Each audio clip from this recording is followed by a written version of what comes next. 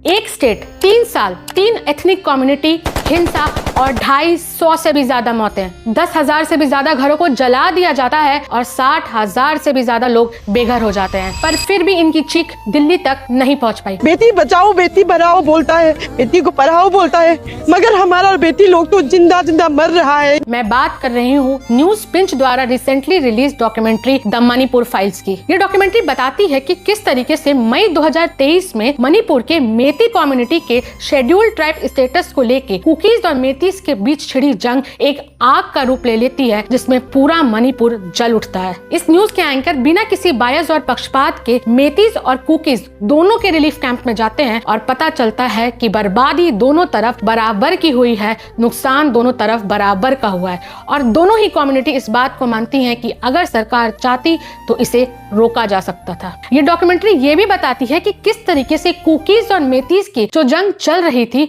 कुछ सालों बाद उसमें एक नया लेयर ऐड होता है और वो है नागाज और कुकीज के बीच का संघर्ष, जो मणिपुर में ऑलरेडी हो रही हिंसा को एक नेक्स्ट लेवल पे लेकर जाती है। इतना ही नहीं, ये डॉक्यूमेंट्री ये भी बताती है कि किस तरीके से आज हमारा मणिपुर सिर्फ एथनिक कॉन्फ्लिक्ट से ही नहीं बल्कि insurgency, cross border infiltration, trafficking और ड्रग्स जैसे समस्या से भी जूझ रहा है, जिसने मणिपुर से मणिपुर की रूह छीन ली है। आज मणिपुर का यूथ और वहाँ के लोग परेशान हैं और लगातार अपने देश, अपनी सरकार से मदद की गुहार लगा रहे हैं। मोदी जी आप क्या कर रहे हैं? कितने सालों से मणिपुर जल रहा है, हमारे बच्चों का मौत हो रहा है। पर शायद ये गुहार हमारी सरकार तक पहुंच ही नहीं पा रही। पहली बार किसी मीडिया ने लोकतंत्र के चौथे पिलर होने का फर्ज निभाया है, इसलिए हमें भी इस डॉक्यूमेंट्री को जरूर देखना चाहिए और ये समझना चाहिए कि कैसे हमने हमारे अपने देश के अपने ही लोगों को बेगाना कर रखा है।